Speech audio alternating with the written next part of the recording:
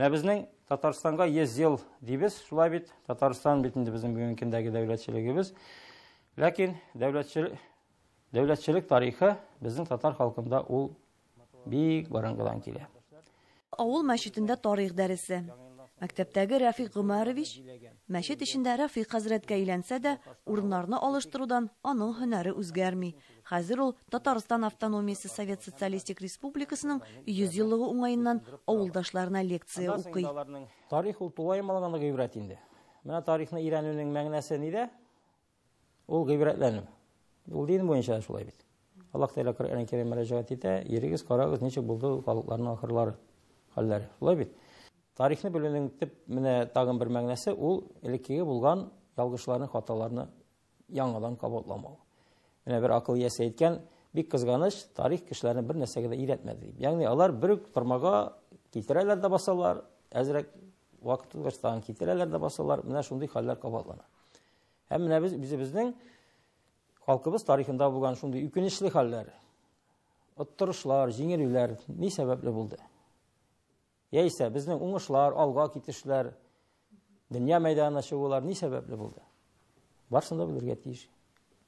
Гыйбрәт алу өчен.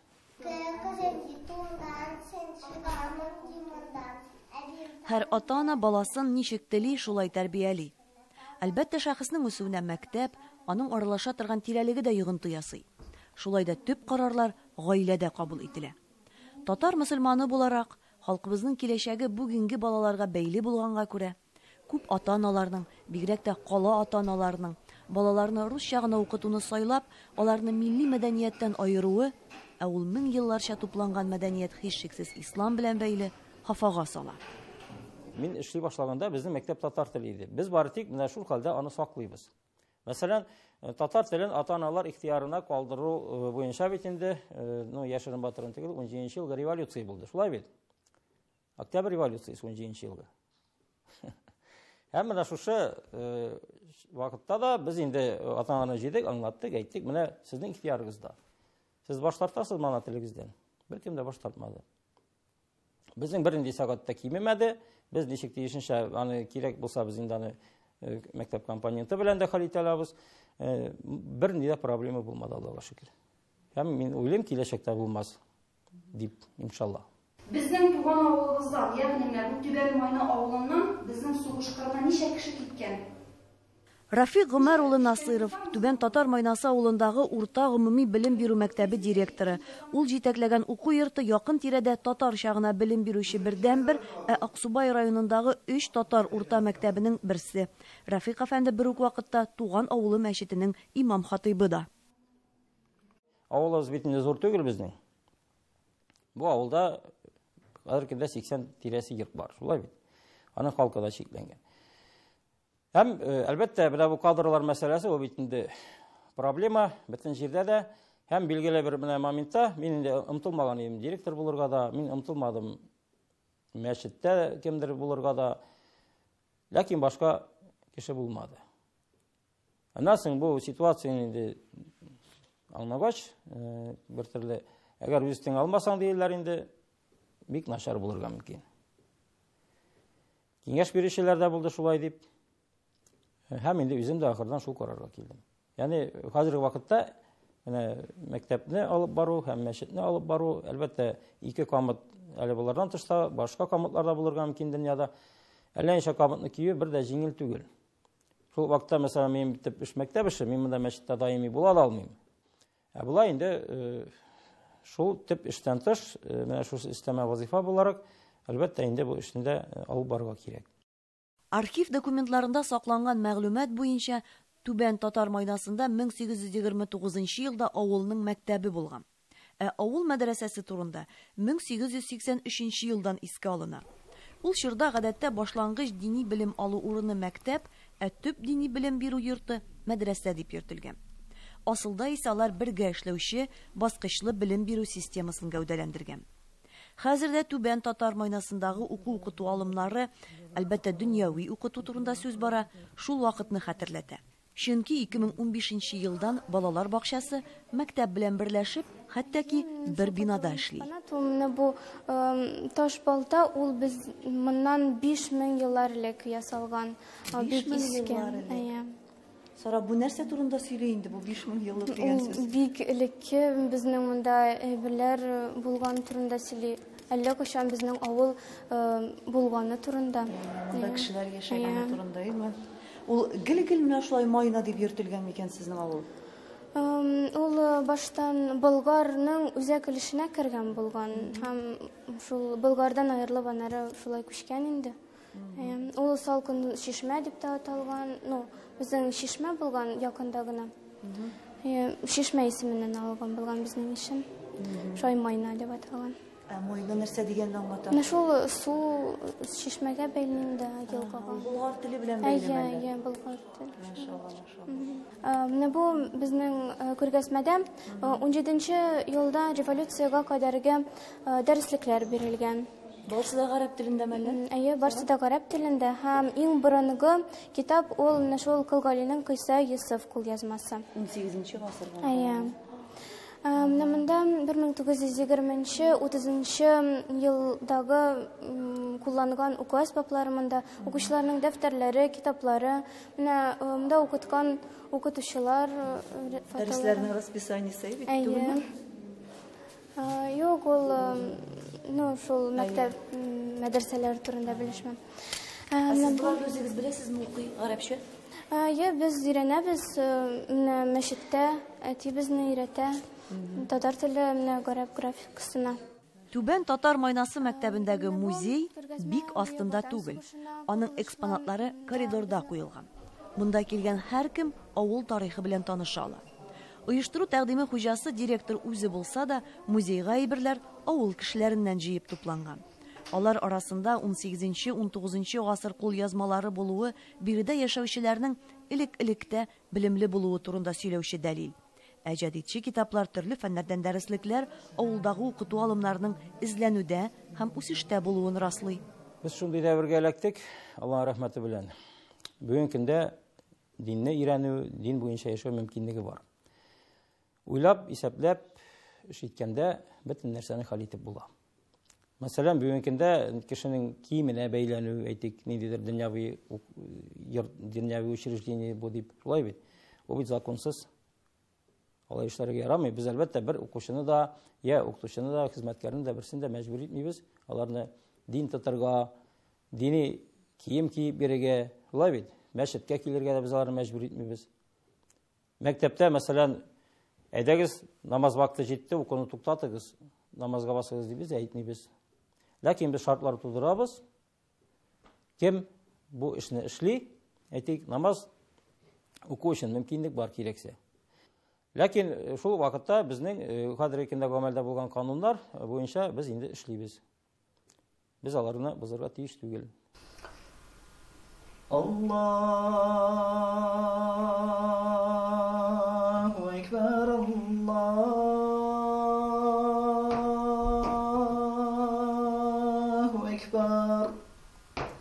Аллаһу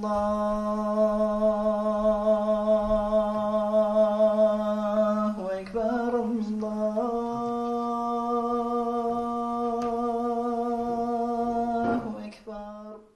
Түбән татар майнасы авылында инде 25 ел азан әйтелә. Әлбәттә, бу дини яңарыш чорыннан исәпләгәндә генә. Гомумән, Аллаһ йорты биредә авыл нигезләнгәннән бирле булган. Бары тик советлар чорында гына ул манаралы клубка әверелә. Динсезлек патшалыгы тәмам урнашуын билгеләп, 1939 елда манараны кисәләр. Әмма халык ачыктан-ачык булмаса да үзенчә яши. Ул вакыт бала булган. Хәзер авылның улы агалары моны хәтерли әле. Ул Аллаһка шөкер, Аллаһ Тәгалә рәхмәте белән моны иләрдә укыйлар иде, җомга. Картлар, ниләр, алар элекке безнең әтиләр, бит алар дини белемнәре булган. Мәчет булмаса да айрым бер йортларда укыйлар иде. 1991 елның пишән өсте вакытында яңа мәчеткә нигез салына. 2 елдан ачыла да. Аллаһ йортында инде ширик гасыр намаз укыла. Алар арасында Рафик ага Исмәгыйлев та бар. Аның мәрхүм әтисе Халиулла ага мәчет төзелеше эшен башлап йөрүче булган. Ул мөгаен улының да мәчет җәмәгатендә булуын теләп тырышкандыр. Ул инде кичкенәдән яшьли дин белеме алган булган, гарәпчәдә укый яза белә иде. Шуңа күрә инде һәм менә мәчет төзи башлаганчы ук инде дин эшләре белән мәшгуль иде. Анда кергән мәҗлесләр уздырып, укып, исемнәр куштырып йөри башлаган иде. Инде үзгәреш илләре башлангач, менә шушы җәмәгатьчелектә мәчет салу теләге тугач, инде ул менә шушы эшкә алынды. Авылда шәһитләр мәчете дә бар. Моңарчы бу урында Бөек Ватан сугышында һәлак булганнар истәлегенә һәйкәл торган. Ул һәйкәл Совет заманына кадәр эшләгән мәчет урынына төзелгән булган. Хәзрәт әйтүенчә, бу урынны казыганда аның төбендә элеккеге мәчетнең өлешләре, имән агачлары да табылган. Хәзер исә шәһитләр мәчете дип исемләнгән әлеге уникаль проект тагын да зуррак мәгънәгә ия. Манаралы һәйкәл янында сугышта һәлак булган авылдашлар хөрмәтенә 9 май бәйрәме дә уза, сәясәт корбаннары да искә алына һәм гает намазлары да уздырыла.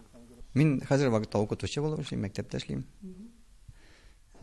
Мәчеткә дә йөрим. Ничек менә мәчет белән бәйлисез укытучылык эшен? Күпләр бит дөньяви хезмәтне намаз уку белән бәйли алмыйлар.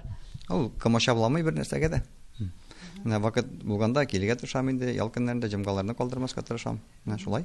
Күзәткәнегез бармы балаларда мәчеткә йөргән я булмаса намаз укый белә торган балаларның мәктәптә укулары ничек? Аерыламы, әллә инде үзгәреш юкмы? Гадәти намаз укымый торган кешеләрдән мәсәлән. Ну, бала гел бала инде. Ну, тәртип ягына килгәндә, алар үзләрен ничектер бүтәнчәрәк тоталар инде, барыбер тыйнаграк булырга тырышалар. Ну, бала гел бала инде, шаярага тиеш инде бала. Шаяра инде. Мәктәптә химия, физика укыгач, ял көннәрендә балалар мәчеткә дин сабакларына килә. Авыл мәчетендә улулар өчен дә укулар оештырылган. Лаеклы ялдагы авыл апа-абыйлары өчен мондый мөмкинлек һәр авылда да юк.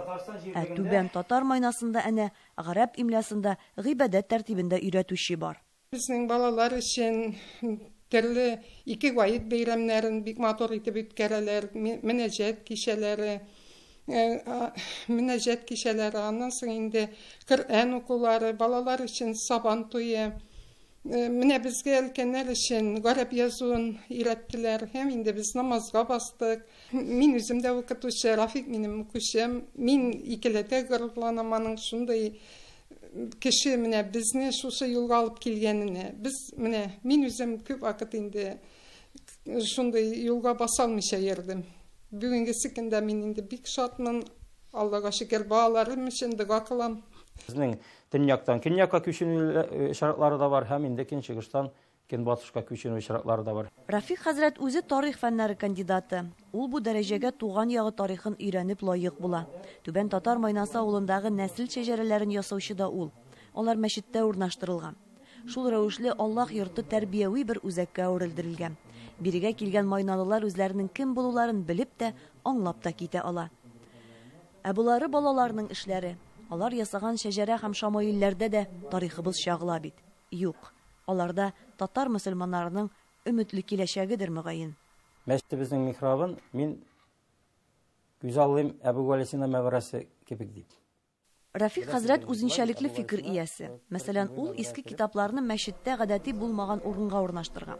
Татар халкының мәдәни хәзинәсен тәшкил итүче бу мирас михрабта саклана. Тупланмада 700-гә якын китап ди. Алар күрсәтәләр безнең халыкта ислам диненең кайсы дәврләрдән булган. Нинди гыйлемнәр алган безнең бабаларыбыз. Нинди аларның галимнәре булган шу китапларны укыган, язган, шуның белән гамәл кылганнар, шулай бит. Алар арасында кулъязмалар да бар. Һәм менә бу эшне без инде дәвам итәбез. Мин бөтен җирдә мөрәҗәгать итәм, башка имамнарга да. Шул эшне эшләй үз авылларыбызда дип. Чөнки ул материал һәр авылда да бар ул. Бөтен авылда да бар ул, мөселман авылында аны эшләргә генә кирәк. Бөек эшләргә көндәлек күзгә күренми торган гамәлләр аша ирешелә. Бу адәм баласыннан үзен даими рәвештә фида кылуын таләп итә. Милләт һәм халыкның киләчәге турында сөйләгәндә, акча белән генә бәяләнә торган эш түгел. Риясыз хезмәтнең нәтиҗәсе киләчәк буынның яшәве. Киләчәк буынның иманлы хәлдә, үз халкына тугры булып яшәве.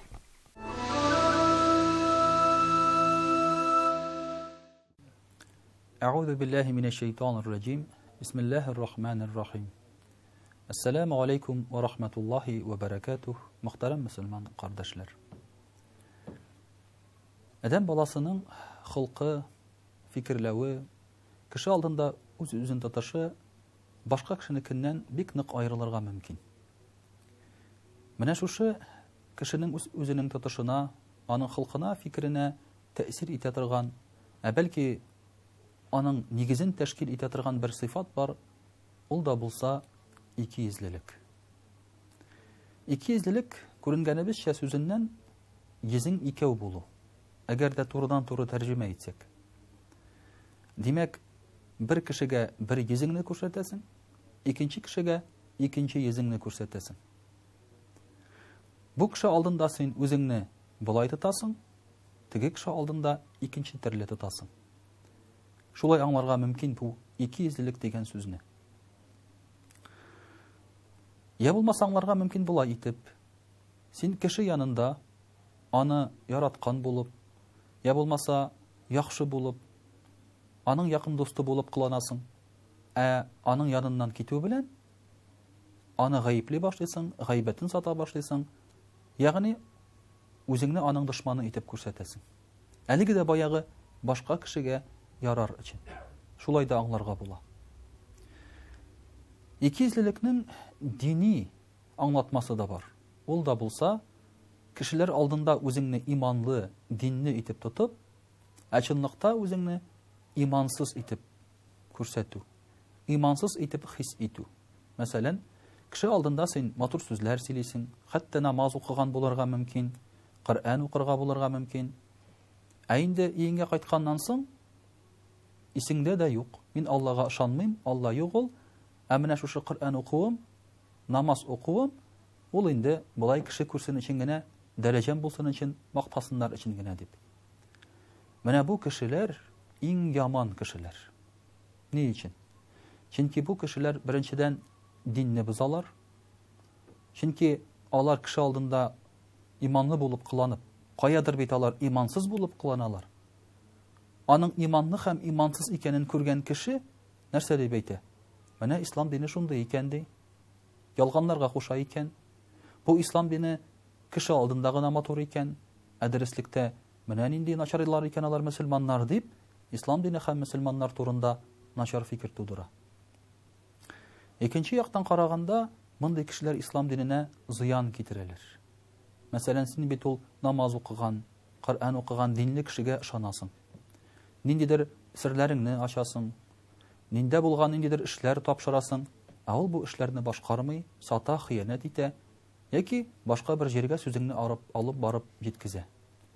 Һәм шуның аркасында бу инде сатлык җан була, дингә зыян китерүче кеше була. Менә шушындый кешеләр аркасында да безнең бүгенге көндә динебез зур зыян күрә.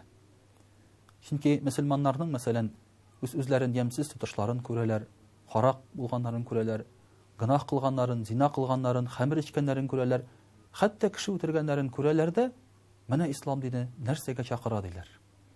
Әмма бу алай түгел. Ислам дине чакырган әйбер түгел бу. Бу кешенең үзенең нәфесе Аллаһы Тәгаләгә ярым дип түгел, кемгәдер башка үзенең нәфесенә яки кешегә ярым дип эшләгән эше генә. Әлбәттә, бу үзенә күрә бер авыру икейөзлелек. Ләкин менә бу кешеләр алдында икейөзле булуның без инде начар икәнен беләбез, аңлыйбыз. Безнең үзебезгә ошамый ул. Мәсәлән, безнең алдыбызда кемдер кыланып икейөзләнеп утырып, каядыр барып икенче төрле үзен тотса, без ул кеше белән дуслашмаска, сөйләшмәскә тырышабыз. Безгә ошамый. Безгә ошамый динле булып кыланып йөргән кешеләрдә, мәсәлән, килеп сиңа матур вагаз сөйлиләр, матур итеп Коръән укыйлар, син аларга ышанып ихлас күңелдән садака акча бирәсең, мәсәлән, ярдәм итәсең, икенче көнне алар инде гынах кылалар. Монда синең күңелең төшә шушы диннән, ул да ошамый. Ләкин безгә менә бу икейөзлелек тегесе дә, монсы да ошамаса да, без үзебез икейөзле түгел микән соң? Шуның турында уйланып карыйк әле. Менә бүгенге көндә мәҗлесләргә барсаң, кешеләр белән сөйләшсәң, бөтен кеше нәрсә ди? Кешеләр явыз ди, кешеләр начар ди, беркем елмаймый ди, бөтен кеше саран акча турында гына уйлый ди. Мен үземә шундый бер күзәтү алып бара башладым. Кем белән генә сөйләшсәм, күрешсәм дә, шушы сүзләрне ишетергә туры килә. Бөтен кеше зарлана. Ләкин бер генә җирдә дә минем ишеткәнем юк. Мин начар дип әйткәннәрен. Мин акча яратам. Мин гомердә дә елмаймыйм. Гомердә бер кешегә минем ярдәм иткәнем юк дип әйткән бер генә кешене дә ишеткәнем юк. Менә бу сүзне мин ишетмәгәчтен, сезнең дә ишеткәнегез юктыр ул сүзләрне. Без инде хәзер нәрсә әйтә алабыз соң? Кайда соң ул начар кешеләр? Әгәр бөтен кеше яхшы булса, бөтен зарланган кеше яхшы икән, бу начар кешеләр каян килә соң? Айдан кешеләрме? Америкадан безгә җибәрәләрме аларны? Каяндыр Кытайдан керәме алар безгә? Менә бу мөхтәрәм кардәшләр безнең икейөзлелегебез. Урамга чыкканнан соң, безне алыштырып куйган кебек, без үзебез менә шушындый салкын, дырфа бер кешегә әйләнәбез. Сүгенәбез, чүпне теләсә кая ташлыйбыз, кешегә ярдәм итмибез, күрмибез мохтаҗларны. Без үзебез шуңа әйләнәбез. Игә кереп утырганнан соң, ой, кешеләр начар. Абау кешеләр бигрәк үзләрен ямсыз тоталар. Тегеләй булай дип, гаилә белән башка кешеләрне чәйнәп утырабыз. Менә бу икейөзлелек. Бу икейөзлелек бу бер караганда классик рәвештә Аллаһ Тәгалә каршында да икейөзлелек түгел бер караганда, икенче яктан караганда син ниндидер таныш белешләреңне сатып та йөрмисең, әмма тулайым алганда синең күңелең икейөзлел. Кай вакытта икейөзлелек мәсәлән синең чагыла хаклыкны, дурылыкны әйткән вакытта да. Ниндидер бер үзеңнән түбәнрәк кешегә син әйтеп ташларга мөмкинсең аның хаксыз икәнен. Дырфа итеп тә әйтергә мөмкинсең кайчагында, ачуланып та куярга мөмкинсең. Әмма синең достың булса, туганың булса, бәлки синнән бер югарырак дәрәҗәлерәк кеше булса, дәшмичә каласың. Бу да икейөзлелек. Чөнки син үзеңнең күңелеңдәге принципларыңны сатасың. Менә бүгенге көндә шушы икейөзлелектә бар җәмгыятебездә. Кемнедер ачуланалар, кемнедер сүгәләр, шул эшне эшләсә, туганы дәрәҗәле кеше аңа бер сүз әйтмиләр. Бу да икейөзлелек. Менә бу икейөзлелек хисе каян килә соң? Бу икейөзлелек хисенең нигезе Алладан курыкмауда. Куркасың кешеләрдән. Алардан нәрсәдер өмет итү, Аллаһ Тәгаләдән түгел. Кешеләрнең мактаганын яратасың, Аллаһ Тәгалә мактаганны түгел. Кеше бүләк биргәнне, синең турында яхшы уйлаганны яратасың, Аллаһ Тәгалә яхшы уйлаганны түгел. Менә шуның аркасында килеп чыга бу икейөзлелек хисләре. Моның турында Пәйгамбәрбез саллаллаһу алейхи ва саллям әйтә: Әгәр дә кешеләргә ярарга теләсәгез ди, кешеләргә дә, Аллаһка да ярамассыз ди. Әгәр дә инде Аллаһ Тәгаләгә ярарга теләсәгез, Аллаһ Тәгаләгә дә, кешеләргә дә ярарсыз ди. Менә шуңа күрә күңелебезне чиста дип әйтәбез икән, ул күңелебез чиста булырга тиеш икейөзлелектән. Синең ниндидер бар икән Аллаһка ышануың, димәк шушы ышануың белән син эшлә, шушы ышануың белән син йөр, хезмәт ит. Димәк монда син айырма, бу ышану менә бу кешегә кагыла, монсына кагылмый дип. Менә шул вакытта бәлки безнең күзләребез бераз ачылып китәр иде. Бәлки шушы вакытта җәмгыятебездә нәрсә дә булса үзгәрә башлар иде. Без гел зарланган менә бу бозыклык, караклык, гел зарланган дырфалык бәлки шул вакытта бетәр иде. Әгәр менә шушы үзебездә булган икейөзлелекне дәваласак. Вассаламу алейкум ва рахматуллаһи ва баракатуһ.